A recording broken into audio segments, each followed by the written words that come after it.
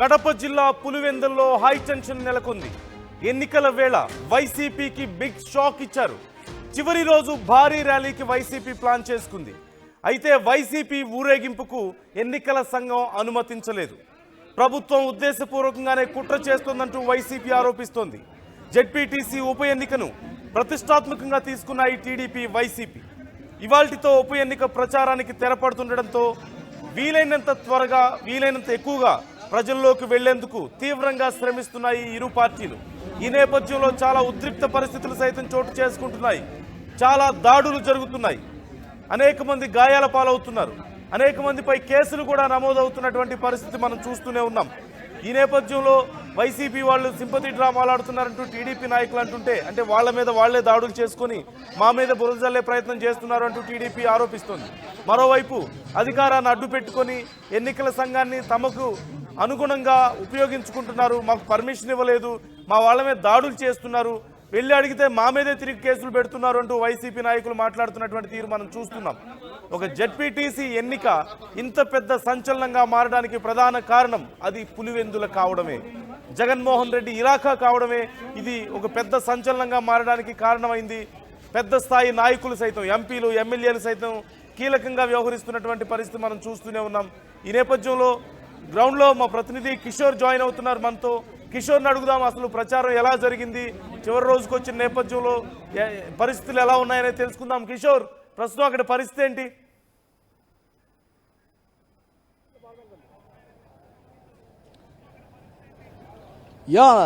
నందు, ఏదైతే పులివెందుల ఉప ఎన్నికల నేపథ్యంలో వైసీపీకి ఈరోజు చివరి రోజు కావడంతో ఒక రకంగా బిగ్ షాకే తగిలిందనే చెప్పాలి. కొంత పులివెందుల్లో ఉత్కంఠ పరిస్థితులే కనిపిస్తున్నాయి. ఏదైతే చివరి రోజు ప్రచారానికి చివరి రోజు కావడంతో ఆ రోడ్ షో నిర్వహించేందుకు కూడా అటు వైసీపీ శ్రేణులు ప్రయత్నం చేశారు. అయితే ఇందుకు ఆ ఎన్నికల సంఘంతో పాటు అటు పోలీసులు కూడా నిరాకరించిన పరిస్థితి. ఏదైతే నిన్న టీడీపీ శ్రేణులు ఎన్నికల ప్రచారంలో భాగంగా రోడ్ షో నిర్వహించారు. అయితే ఈరోజు ఆ వైసీపీ పెద్ద ఎత్తున, అంటే చివరి రోజు కావడంతో కూడా అటు వైసీపీ ఏదైతే రోడ్ షో నిర్వహించాలని భావించింది. అయితే రోడ్ షో నిర్వహించిన నేపథ్యంలో కూడా ఒక్కసారిగా కూడా అటు పోలీసులు అనుమతి ఇవ్వని పరిస్థితి. అంటే ఓ రకంగా బిగ్ షాకే తగిలింది. అంటే రెండు పార్టీలు కూడా ఏదైతే అటు టీడీపీ కావచ్చు, వైసీపీ కావచ్చు, పులివెందుల జెడ్పీటీసీ ఉప ఎన్నికలను ప్రతిష్టాత్మకంగా భావించే ఈ నేపథ్యంలో ప్రచారాలతో కూడా ఒక రకంగా గత వారం రోజులుగా ప్రచారాలతో హోరెత్తినటువంటి పరిస్థితి. పలువురు కీలక నేతలు కావచ్చు, ఎంపీలు, ఎమ్మెల్యేలు, అదేవిధంగా మంత్రులు కూడా ఒక రకంగా ఈ ప్రాంతంలో తిష్టవేసి ఆ ప్రచారంతో హోరెత్తించినటువంటి పరిస్థితి. ఇప్పటికి కూడా ప్రధానంగా కొన్ని గ్రామాల్లో ఇప్పటికి కూడా మంత్రి సవిత కావచ్చు, అదేవిధంగా ఇతరత్ర నియోజకవర్గాలకు సంబంధించినటువంటి ఎమ్మెల్యేలంతా కూడా ఇక్కడ మకాం వేసి ఒక రకంగా గ్రామీణ స్థాయిలో ఓటర్లను, ఏదైతే జగన్మోహన్ రెడ్డి అడ్డా కాదు, ఇది తెలుగుదేశం పార్టీకి కంచుకోట అన్న రీతిలో ఒక రకంగా ప్రచారాన్ని నిర్వహించిన పరిస్థితి. అదేవిధంగా ఓటర్లను కూడా ఒక రకంగా ఆకట్టుకునేందుకు కూడా ప్రభుత్వం అమలు చేసినటువంటి సంక్షేమ పథకాలు కావచ్చు, ఇతరత్ర సంక్షేమ పథకాలన్నింటినీ కూడా వాళ్ళు వివరిస్తూ కూడా, అంటే పులివెందుల ప్రాంతాన్ని అన్ని రంగాలుగా అభివృద్ధి చెందాలంటే ఖచ్చితంగా చంద్రబాబుకు మద్దతు పలికి ఈ జెడ్పీటీసీని కానుకగా ఇవ్వాలన్నటువంటి భావనతో అటు ఇక్కడ ప్రచారం నిర్వహించిన పరిస్థితి. ఈ నేపథ్యంలో మనతో పాటు కొందరున్నారు, వారిని అడిగి తెలుసుకునే ప్రయత్నం చేద్దాం. అన్న, ఎలా ఉంది పరిస్థితి చెప్పండి. ఖచ్చితంగా టీడీపీ పార్టీ ఇక్కడ జెండా ఎగరేస్తుంది. గతంలో జగన్మోహన్ రెడ్డి ప్రభుత్వం మీద ఇక్కడ ఉన్నప్పుడు ప్రజలకు పెద్ద ఉపయోగపడలేదు, అభివృద్ధి కార్యక్రమాలు పెద్దగా చేయలేదనే ఒక అభిప్రాయం ఉంది. ఆ అభిప్రాయము ప్రజల్లో కూడా ఇప్పుడు మన బీటెక్ రవీణ గారు తర్వాత ముఖ్యమంత్రి గారితో మాట్లాడి ఒక చెరువు ఆ చెరువుకు సంబంధించి, ఎర్రబల్లి చెరువుకి సంబంధించి చెరువుకు నీళ్లు రాక రైతులు నిన్న పల్లెల్లో మేము గ్రామీణ ప్రాంతాల రైతులను అడిగినప్పుడు 1000 అడుగులు 1500 అడుగులు నీళ్లు లోపల ఉన్నాయి. ఈ ఎర్రబల్లి చెరువు కనుక నీళ్లు ఫిల్ చేస్తే అది 100-200 అడుగులు వస్తాయి. రైతులకు అందరికీ ఈ ప్రాంతం అంతా హార్టికల్చర్, మన ముఖ్యమంత్రి గారు చెప్పినట్టు మన రాయలసీమ ప్రాంతము, పులివెందుల ప్రాంతం పెద్ద హార్టికల్చర్ హబ్గా మారుస్తూ ఉన్నట్టు ఈ ప్రాంతం హార్టికల్చర్ బాగా ఉంది. దానికి నీరు కావాలి. నీరు కావాలంటే గత వైసీపీ గవర్నమెంట్లో ఉండబడిన అవకాశాలను వాళ్ళు ఉపయోగించుకోలేకపోయినారు. హెచ్ఎన్ఎస్ఎస్ కెనాల్ నుంచి చాలా చిన్న పని అది, ఆ పనిని చేయలేక ఈ ప్రాంత ప్రజలను చాలా ఇబ్బంది పెట్టినారు. మరి ఈ ప్రాంత అభివృద్ధి కాకూడదు, రైతులు ఎప్పుడు కూడా బ్యాక్వర్డ్ ప్రాంతంలో అట్లే ఉండాలని ఆలోచనతో ఏమో తెలియదు, కానీ అట్లే వెనుకబడి ఉన్నది. ఇప్పుడు ఆ పరిస్థితుల నుంచి విడిపోయి ప్రజెంటు ఆ జీవో కూడా ఈరోజు వచ్చినట్టుంది.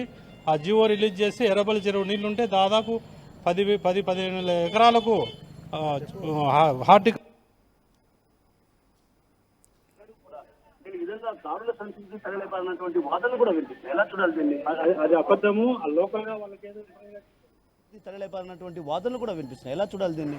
అది అబద్ధము. ఆ లోకల్గా వాళ్ళకి ఏదో ఇంటర్నల్గా జరిగిన సమస్య అది ఆ గ్రామ ఓటర్లకు కానీ దానికి ఎటువంటి సంబంధం లేదు. మీరు కావాలంటే అది ఎంక్వైరీ చేసుకోవచ్చు. అది అబద్ధం. ప్రశాంతంగా జరుగుతుంది. ప్రశాంత వాతావరణంలో ఎలక్షన్ జరుగుతుంది. మా పార్టీ విజయగీతం ఎగిరేస్తుంది. మీరు చెప్పండి, ఎలా చూడాలి? అసలు సంస్కృతి, దాడుల సంస్కృతి ఎన్నడూ పులివెందులలో లేదు. కానీ కొత్తగా కూటమి ప్రభుత్వం అధికారంలోకి వచ్చాక ఒక్కసారిగా కూడా దాడుల సంస్కృతి తెరలేపిందన్నటువంటి వాదనలు అటు వైసీపీ శ్రేణులు చేస్తున్నారు. మరి ప్రధానంగా పలువురు అంటే కీలకమైనటువంటి నేతలంతా కూడా ఒక్కసారిగా కూడా పులివెందులలో మకాం వేయాల్సిన పరిస్థితి. అంటే ఒక రకంగా ఎలా చూడాలి ఈ అంశాన్ని? ప్రధానంగా ఏమీ లేదు, ఇది పచ్చి అబద్ధం. వైసీపీ వాళ్ళు చేసే ఒక అపనింద మాత్రం వేస్తున్నారు. దాడులు చేసేది కూటమి ప్రభుత్వము, సౌమ్య ప్రభుత్వం. ఇది ఎటువంటి పరిస్థితులు దాడులు చేసే ప్రసక్తే లేదు. అది లోకల్ ఇంటర్నల్గా వాళ్ళకున్న ఆలోచన అంతవరకే. అంటే ఇప్పటికే కొంతమంది ఓటర్లను కూడా బదలాయించారు. ఏదైతే నల్లపురెడ్డి పల్లె వాళ్ళను నల్లగొండి వారిపల్లె అంటే ఒక రకంగా నల్లపురెడ్డి పల్లె వాళ్ళను మిగతా ఎర్రబల్లె ప్రాంతానికి ఓటర్లను కూడా బదలాయించిన పరిస్థితి కదా. అంటే ఒక రకంగా ఓటమి జీర్ణించుకోలేక ఇలాంటి ప్రయత్నాలు కొనసాగుతున్నాయటువంటి వాదనలు వినిపిస్తున్నాయి. ఎలా చూడాలి దీన్ని? ఇది కేవలము వాళ్ళు వేసిన అపనింద మాత్రమే. ఇది ఎలక్షన్ కమిషన్ యొక్క నిర్ణయము. ఇందులో కూటమి ప్రభుత్వం యొక్క ప్రమేయం ఏమీ లేదు. ఇది ఎలక్షన్ కమిషన్ యొక్క నిర్ణయం. అంటే గత 35 ఏళ్లుగా ఎన్నడూ దాడులు సంస్కృతి లేదు కదా. కొత్తగా వీళ్ళు తెరపైకి దాడులు చేశారు. మొన్న జరిగినటువంటి నల్లగొండి వారిపల్లెలో ఎమ్మెల్సీ పైన దాడి చేయడం కానీ, అదేవిధంగా వేలుపుల రాము పైన కానీ దాడి జరిగింది. ఆ దాడి జరిగిన నేపథ్యంలో కూడా ప్రాణభయంతో పరుగులు తీశారన్నటువంటి వాదనలు వైసీపీ శ్రేణులు వినిపిస్తాయి. ఎలా చూడాలి దీన్ని? దాడులు చేసే సంస్కృతి వైసీపీకి మాత్రమే ఉంది. అట్లా కూటమి ప్రభుత్వం కావచ్చు, తెలుగుదేశం పార్టీ కానీ ఎటువంటి దాడులు చేసే సంస్కృతి ఎక్కడా లేదు. గతంలో చంద్రబాబు నాయుడు ఎలక్షన్లో క్యాన్వాస్ వచ్చినప్పుడు కూడా వాళ్ళు దాడులు చేసినారు. ఇది దాడుల సంస్కృతి కేవలం వైసీపీ వాళ్ళకు మాత్రమే ఉంది. కూటమి ప్రభుత్వం కానీ తెలుగుదేశం ప్రభుత్వం ఎటువంటి పరిస్థితుల్లో ఈ సంస్కృతిలో లేదు. సో మొత్తానికి ఏదైతే కూటమి ప్రభుత్వం అధికారంలోకి వచ్చాక ఎక్కడా కానీ దాడులు వంటివి నిర్వహించడం లేదన్నటువంటి భావన వ్యక్తం చేస్తున్నారు. మరోవైపు అటు ఇప్పటికి కూడా పులివెందుల ప్రాంతంలో ఒక రకంగా టెన్షన్ వాతావరణమే కనిపిస్తుందని చెప్పాలి. ఏదైతే జరిగినటువంటి దాడుల నేపథ్యంలో కూడా పోలీసులు ఈ ఎన్నికను కొంత సీరియస్గా తీసుకోవడం జరిగింది. సీరియస్గా తీసుకునే నేపథ్యంలో కూడా ఒక్కసారిగా కూడా అటు పోలింగ్ కేంద్రాల వద్ద కూడా ఇప్పటికే పోలీసులు పరిశీలించడం జరిగింది.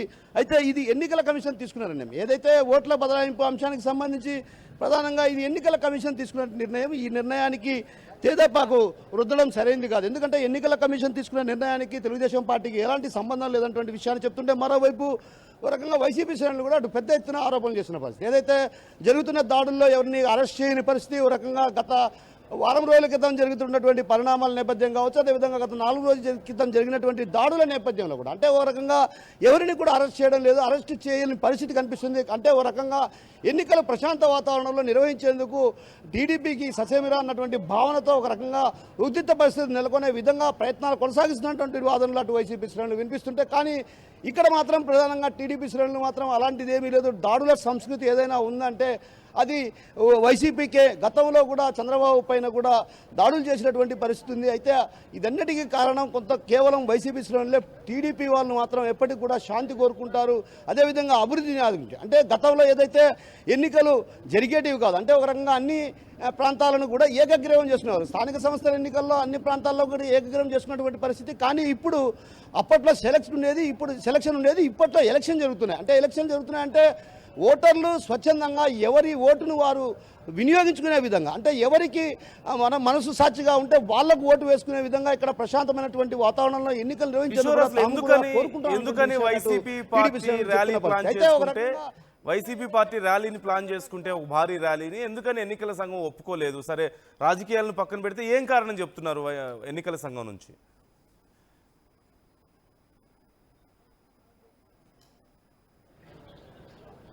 అంటే ప్రధానంగా వైసీపీ అంటే ఏ పార్టీకి కూడా ర్యాలీలు నిర్వహించడం అంటే ప్రధానంగా ఇక్కడ రోడ్ షో అనేది ఒక రకంగా ర్యాలీ లాంటిదే. ర్యాలీ లాంటి నేపథ్యంలో కూడా పెద్ద ఎత్తున జనాల సమూహం ఉండకూడదు అన్నటువంటి వాదన అటు ఎన్నికల కమిషన్ వినిపిస్తున్న పరిస్థితి. ఎందుకంటే ప్రధానంగా రోడ్ షో నిర్వహిస్తే దాదాపు వేలాది మంది రోడ్లపైకి వచ్చే పరిస్థితి ఉంది. కాబట్టి కొంత ఉద్రిక్త పరిస్థితులు చోటు చేసుకునే అవకాశాలు ప్రధానంగా కనిపిస్తున్నాయి. ఎందుకంటే గత 3 రోజుల క్రితం జరిగినటువంటి పరిణామాల నేపథ్యంలో అటు నల్లగొండవారిపల్లిలో జరిగిన ఘటన కావచ్చు, అదేవిధంగా మనం ఉన్నటువంటి ప్రస్తుతం టీడీపీ కార్యాలయానికి సమీపంలో ఉన్నటువంటి శ్రీకర్ కళ్యాణ మండపం దగ్గర కూడా జరిగినటువంటి దాడుల నేపథ్యం, అంటే ఈ దాడుల నేపథ్యంలో కూడా ఒక్కసారిగా కూడా ఉద్రిక్త పరిస్థితులు చోటు చేసుకునే అవకాశాలు ఉన్న నేపథ్యంలో ఎన్నికల కమిషన్ ఒక రకంగా వైసీపీ చేపట్టినటువంటి ర్యాలీకి అనుమతించడం లేదన్నటువంటి వాదనలు అటు వైసీపీ శ్రేణులు అంటే ఒక రకంగా ఎన్నికల కమిషన్ చెప్తుంది. అయితే ఈ అంశాన్ని ప్రధానంగా వైసీపీ శ్రేణులు మాత్రం ఎందుకు కేవలం ఎన్నికల కమిషన్ కూడా అధికార పార్టీకి తొత్తుగా వ్యవహరిస్తున్నటువంటి వాదనలు వినిపిస్తుంది. అయితే ఇక్కడ ప్రధానంగా మనం గమనించాల్సిన విషయం ఏంటంటే గత 3 రోజులుగా కావచ్చు, 4 రోజులుగా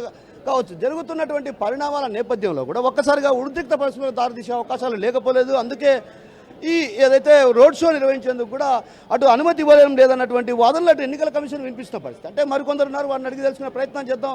అసలు చెప్పండి, ఎలా చూడాలి? అసలు గతంలో ఎప్పుడూ కూడా దాడుల సంస్కృతి లేదన్నటువంటి వాదనలు వినిపిస్తున్నాయి, కానీ 4 రోజుల క్రితం జరిగినటువంటి దాడుల నేపథ్యంలో కూడా ఎలా చూడాలి? అసలు ఓటర్లను కూడా ఒక చోట ఉన్నటువంటి ఓటర్లను మరో ప్రాంతానికి బదలాయించడం ఎలా చూడాలి?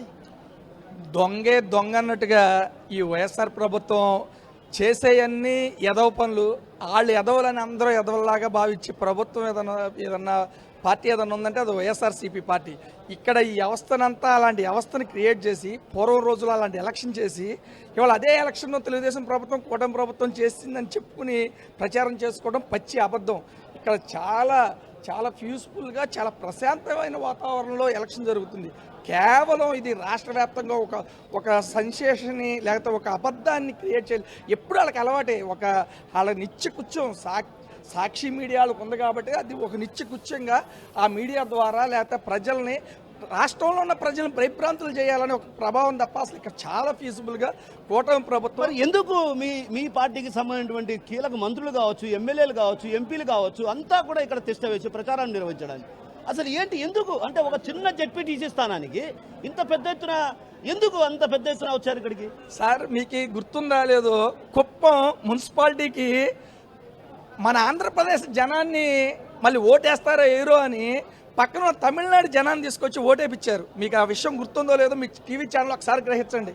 ఆ రోజున పోల్ వేసిన 100 ఓట్లు పోలైతే మినిమం దాంట్లో 50 ఓట్లు అటు తెలంగాణయో ఇటు తమిళనాడులో తీసుకొచ్చేసారు. కానీ ఇవాళ 100కు 100% బల్ల గుద్ది చెప్తున్నాం, ఇక్కడ వేసే ప్రతి ఓటు కూడా ఈ పులివందులు ఓటే తప్ప వీళ్ళకి మీద దొంగ ఓట్లు వేసుకుని దొంగ బతకాల్సిన ప్రభుత్వం మాది కాదని ఈ సందర్భంగా తెలియజేస్తున్నాం. మరి ఓటర్లను బదలాయించడానికి ఎలా చూడాలి? నల్లగొండవారిపల్లెలో ఉన్నటువంటి ఓటర్లను, అదేవిధంగా నల్లపరెడ్డిపల్లెలో ఉన్నటువంటి ఓటర్లను, ఎర్రపల్లెకు ఇట్లా ఓటర్లను బదలాయించడానికి అది ఈసీ నిర్ణయం సార్. అది తెలుగుదేశం పార్టీ కూటమి ప్రభుత్వం తీసుకున్న నిర్ణయం కాదు, అది ఈసీ నిర్ణయం.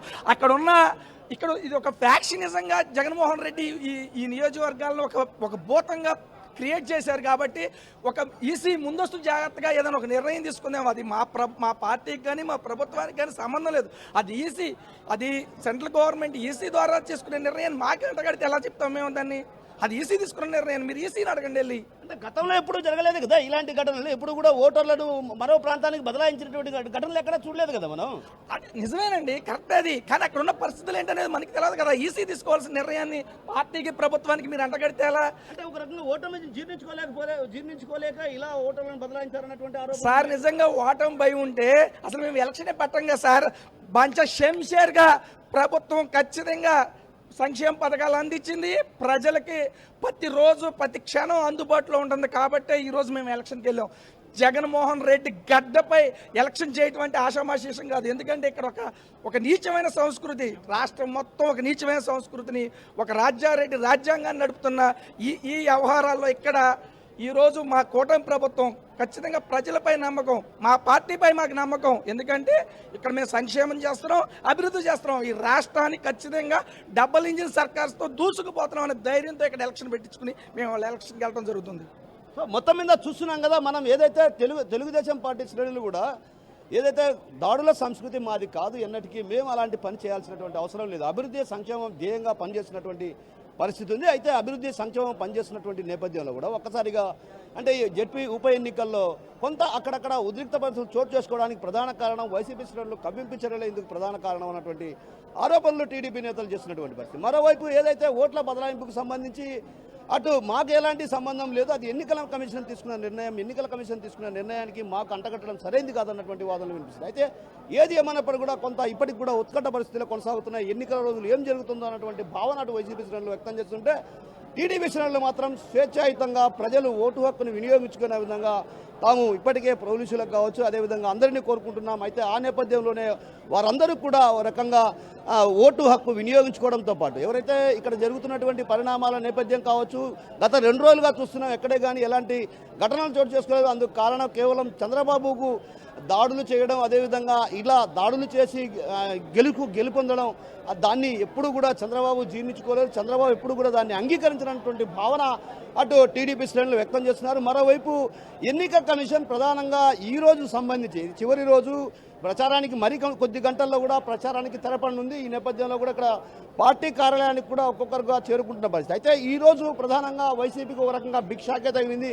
ఆ బిగ్ షాక్ ఏంటంటే ఎన్నికల ప్రచారం చివరి రోజు ఏదైతే రోడ్ షో నిర్వహించాలని భావించింది. అయితే రోడ్ షో నిర్వహించాలని భావించిన నేపథ్యంలో కూడా గత 4 రోజుల క్రితం జరిగినటువంటి ఘటనల నేపథ్యంలో ఒక్కసారిగా కూడా ఉద్రిక్త పరిస్థితులు చోటు చేసుకునే అవకాశాలు లేకపోలేదన్నటువంటి భావన. ఎందుకంటే గతంలో 4 రోజుల క్రితం జరిగినటువంటి దాడుల నేపథ్యం కావచ్చు, అయితే ఈ నేపథ్యంలో ఒక్కసారిగా కూడా ఒకవేళ కవ్వింపు చర్యలకు పాల్పడితే ఖచ్చితంగా దాడులు జరిగే అవకాశాలు ఉన్న నేపథ్యం కాబట్టి ఎన్నికల కమిషన్ దీనికి అంగీకరించాలన్నటువంటి వాదనలు కూడా వినిపిస్తున్నాయి. కిషోర్, ఇరుపక్షాల్లో కాన్ఫిడెన్స్ ఎలా ఉంది? ఇటు టీడీపీలో అయినా సరే అటు వైసీపీలో అయినా సరే.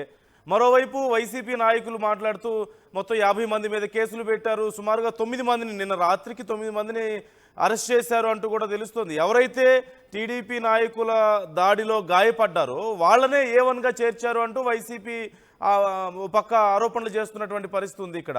సో కేసులకు సంబంధించి ఇప్పటి వరకు ఈ జెడ్పీటీసీ ఉప ఎన్నిక సందర్భంగా జరిగినటువంటి గొడవలు, కేసులకు సంబంధించి ఓవరాల్గా డీటెయిల్స్ ఎలా ఉన్నాయి అండ్ ఎవరి కాన్ఫిడెన్స్ ఎలా ఉంది ఈ ఉప ఎన్నికలో విజయానికి సంబంధించి?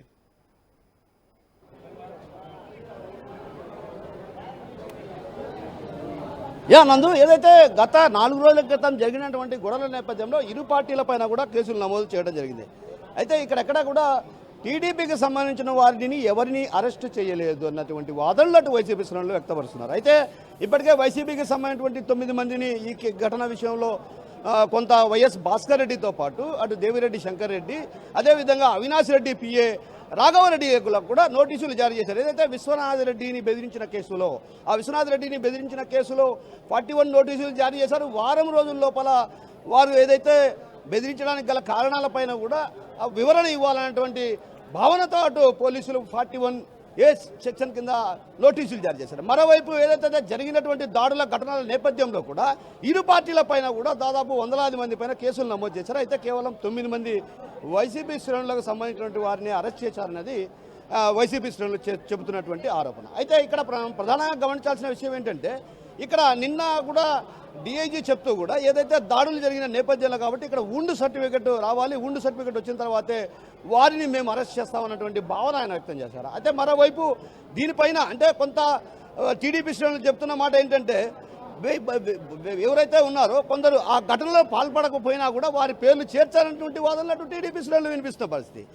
దీంతో రకంగా పూర్తి స్థాయిలో అటు పోలీసులు విచారణ కొనసాగుతుంది. విచారణ కొనసాగుతున్న నేపథ్యంలో కూడా విచారణ అనంతరం కూడా వారందరినీ కూడా అరెస్ట్ చేస్తారన్నటువంటి భావన అటు టీడీపీ శ్రేణులు వ్యక్తం చేస్తున్నారు. ఇక గెలుపు ఓటముల పైన కూడా ఇరు పార్టీలు కూడా ధీమాను వ్యక్తం చేస్తున్నాయి. ఏదైతే కొంత స్వల్ప మెజారిటీతో అయినా మేము గెలవబోతున్నాం అన్నటువంటి ధీమాను అటు టీడీపీ శ్రేణులు వ్యక్తపరుస్తున్నారు. ఇప్పటికే బీటెక్ రవి కావచ్చు, ఆదినారాయణ రెడ్డి కావచ్చు, అదేవిధంగా మంత్రి సవిత కావచ్చు, ఇక్కడ మకాం వేసినటువంటి నేతలంతా కూడా అంటే గత వారం రోజులుగా కూడా ఇక్కడ ఎన్నికల ప్రచారంలో అటు పెద్ద ఎత్తున రాష్ట్ర వ్యాప్తంగా ఉన్నటువంటి నేతలు కావచ్చు, అదేవిధంగా ఎమ్మెల్యేలు మంత్రులు కూడా ఇక్కడ తిష్ట వేసిన పరిస్థితి. అంటే ఈ క్రమంలో ప్రజలు తమ వైపు ఉన్నారు. ఎందుకంటే గతంలో పులివెందుల ప్రాంతాన్ని ఒక రకంగా అరాచక పాలన సాగింది. ఆ పాలనకు స్వస్తి పలకడానికి కూడా ప్రజలు ముందుకు వస్తున్నటువంటి విషయాన్ని చెప్తున్నారు. అయితే ఈ నేపథ్యంలో ఒక రకంగా ఇక్కడ గెలుపు పైన కూడా ఇరు పార్టీలు కూడా ధీమాను వ్యక్తం చేస్తున్నాయి. ఈ నేపథ్యంలో మనతో ప్రస్తుతం అమర్నాథ్ రెడ్డి గారు ఉన్నారు. ఒక్క నిమిషం లైవ్ నడుస్తుంది.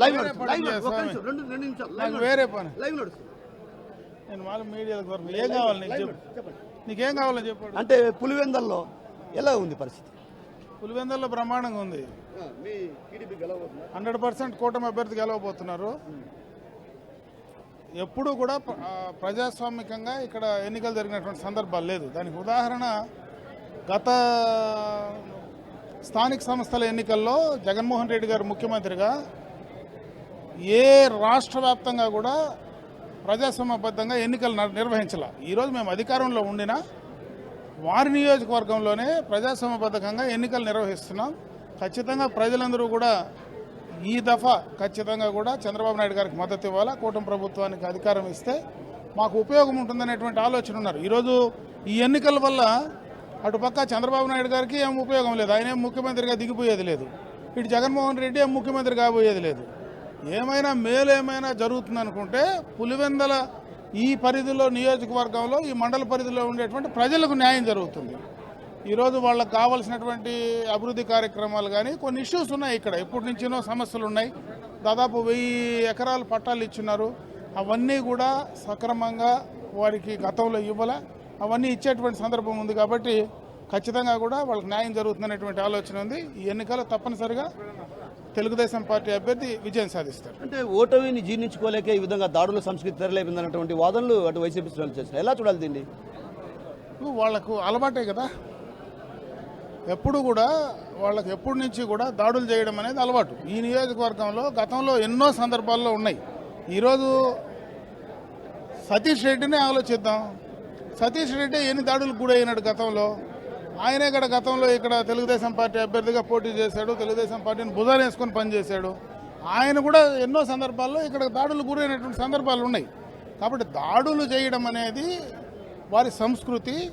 మరి ఈరోజు ఆ దాడులకు వీలు కాకుండా ఈరోజు ప్రజాస్వామ్యబద్ధంగా ఎన్నికలు నిర్వహిస్తూ ఉంటే జీర్ణించుకోలేక ఈరోజు అధికార పార్టీ పైన వాళ్ళు తప్పుడు ప్రచారం చేస్తున్నారు. అది తప్పు. ఖచ్చితంగా కూడా ప్రజాస్వామ్యబద్ధంగా ఎన్నికలు జరుగుతాయి. ఖచ్చితంగా కూడా ఈ ప్రజల ఆలోచనకు అనుగుణంగా తెలుగుదేశం పార్టీ అభ్యర్థి విజయం సాధించడం తథ్యం. అంటే ఓట్ల బదలాయింపు కూడా జరిగిందన్నటువంటి వాదనలు వినిపిస్తున్నాయి. ఏదైతే ఓట్లు అంటే నల్లబరెడ్డి వారి పల్లె నుంచి సంబంధించినటువంటి ఓటర్లను నల్లగొండ వారి పల్లె, అదే ఎర్రబల్లె ప్రాంతానికి, అంటే అక్కడ ఉన్నటువంటి ఆ ప్రాంత వాసులను ఓటర్లను ఇక్కడికి బదలాయించారు. ఎలా చూడాలి ఈ అంశాన్ని? అంటే ఓట్లు తీసేయలేదు కదా, అదే గ్రామ పంచాయతీలో ఉన్నారు. అది ఎవరో బదలాయిస్తే నిజంగా మా పార్టీ వాళ్ళు చేస్తుంటే ఓట్లు తీసేసి ఉంటారు. ఓట్లు ఎక్కడ తీసేయలేదే, ఓట్లు ఉన్నాయి కదా. ఈ బూత్లో కాకపోతే పక్కన ఉన్నాయి, పక్క బూత్లో కలిసాయి. అది ఎవరు చేశారు, ఎలక్షన్ కమిషన్ తప్పిదనమా ఇంకోటి తప్పిదనమా అనేది పక్కన పెడితే దీనివల్ల ఎవరికేం నష్టం ఉంది? వాళ్ళ ఈ ఊరు ఇక్కడ కాకపోతే అక్కడ పోయి ఓటేస్తారు. దానివల్ల తప్పేముంది అంటున్నా. అది తప్పిదనము మేమైతే ఇంటెన్షనల్గా ఎక్కడ కానీ దాంట్లో జోక్యం చేసుకునేటువంటి సందర్భం లేదు. అది అధికారులు ఎలక్షన్ కమిషను ఏ ఆలోచనతో చేసిందో, ఏ యొక్క సమాచారంతో చేసిందో మాకైతే సమాచారం లేదు. మేము ఎక్కడ కూడా ఓట్లు తీసేసేటువంటి సందర్భం లేదు. నిజంగా ఆ ఓట్లను తీసేయాలనుకుంటే మీ నామినేషన్లే తీయచ్చు కదా, అదేం పెద్ద పనే మాకు మేము నామినేషన్లు తీయడం. మీరంటే గతంలో మా నామినేషన్లు ఎలకలు ఎత్తుకుపోయినాయి, పందికొక్కలు ఎత్తుకుపోయినాయి అని చెప్పిన సందర్భాలు ఉన్నాయి కదా. ఆ నామినేషన్లు పెరకాలనుకుంటే 5 నిమిషాల్లో నామినేషన్లు పెరికింటాం కదా. కాకపోతే మీ ఓట్లు మీకు పెడితే ఈ ఊర్లో కాకపోతే ఆ ఊర్లో ఓటేయి, దాన్ని ఎందుకు ప్రాధాన్యం చేస్తావు అని అడుగుతా ఉన్నా. సో మొత్తం మీద ఏదైతే పులివెందలలో గెలుపుపై ఇరు పార్టీలు కూడా ధీమానం వ్యక్తం చేస్తున్నాయి. ఏదైతే స్వల్ప మెజారిటీతో అయినా టీడీపీ పాగా వేయటం ఖాయమన్నటువంటి భావన టీడీపీ శ్రేణుల్లో వ్యక్తం అవుతుంటే ఖచ్చితంగా ఈ జగన్ అడ్డాలో మేమే ఖచ్చితంగా మరోమారు జెండా రెపరెపలాడించబోతున్నాం అన్నటువంటి విషయాన్ని వైసీపీ శ్రేణుల్లో ఆశాభావం వ్యక్తం చేసిన పరిస్థితి కనిపిస్తుంది. నందు రైట్ థ్యాంక్ యూ కిషోర్. మొత్తం మీద మనం చూస్తున్నాం పరిస్థితి చాలా ఉత్కంఠగా ఉంది.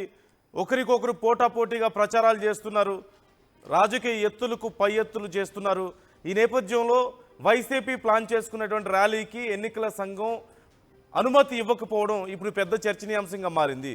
అధికార పార్టీ టీడీపీ ఎన్నికల సంఘాన్ని తమ అదుపులో పెట్టుకుంది, కావాలనే మాకు పర్మిషన్ ఇవ్వడం లేదు అంటూ ఆరోపిస్తున్నటువంటి పరిస్థితి. మరోవైపు మా వాళ్ళ మీద దాడి చేసి గాయపడ్డ వాళ్ళనే A1లుగా A2లుగా చేర్చి మొత్తం 50 మంది మీద కేసులు పెట్టి 9 మందిని ఇప్పటికే అరెస్ట్ చేశారు అంటూ వైసీపీ నాయకులు చెప్తున్న పరిస్థితి కనిపిస్తోంది. టీడీపీ నాయకులు మాత్రం ఎవరు అరెస్ట్ చేయడం లేదు, ఎవరిని అరెస్ట్ చేయడం లేదు అంటూ మాట్లాడుతున్నారు. ఈ నేపథ్యంలో ఎలాగైనా సరే పులివెందుల్లో పాగా వేయాలి, ఖచ్చితంగా ఈ జెడ్పీటీసీ ఉప ఎన్నికల్లో గెలిచి జగన్మోహన్ రెడ్డి ఇలాఖాలో మా బలాన్ని నిరూపించుకోవాలంటూ టీడీపీ భావిస్తుంటే తమ బలాన్ని తాము నిరూపించుకోవాలి, తమ ఇలాఖాలో తమదే ఆధిపత్యం అంటూ వైసీపీ కూడా చాలా నమ్మకంగా ఉన్నటువంటి పరిస్థితి కనిపిస్తోంది. మొత్తం మీద ఎంపీలు ఎమ్మెల్యేల స్థాయిలో ఈ ఎన్నికల్లో ఇన్వాల్వ్ అయ్యి పెద్ద పెద్ద గొడవలు జరుగుతూ ఈసీ మీద సైతం ఆరోపణలు చేసుకుంటున్నటువంటి పరిస్థితి కనిపిస్తుంది ఒక జెడ్పీటీసీ ఉప ఎన్నిక కోసం. ఇప్పుడు రాష్ట్ర వ్యాప్తంగా ఈ అంశం చర్చనీయాంశంగా మారింది. మీ అభిప్రాయాలు ఏంటి? జరుగుతున్నటువంటి పరిణామాల మీద మీరేమనుకుంటున్నారు? ఎవరు గెలిచే అవకాశం ఉంది? అలాగే నిజంగా ఎవరి మీద దౌర్జన్యం చేస్తున్నారు? ఇరు పార్టీలు ఒకరి మీద ఒకరు ఆరోపణలు చేసుకుంటున్న పరిస్థితి కనిపిస్తుంది. సో ఎవరిది పై చేయిగా ఉంది? ఎవరు గెలిచే అవకాశం ఉంది? ఎవరు నిజంగా ఇక్కడ దౌర్జన్యం చేస్తున్నారు? మీ అభిప్రాయాలను మాతో పంచుకోండి, కామెంట్ చేయండి.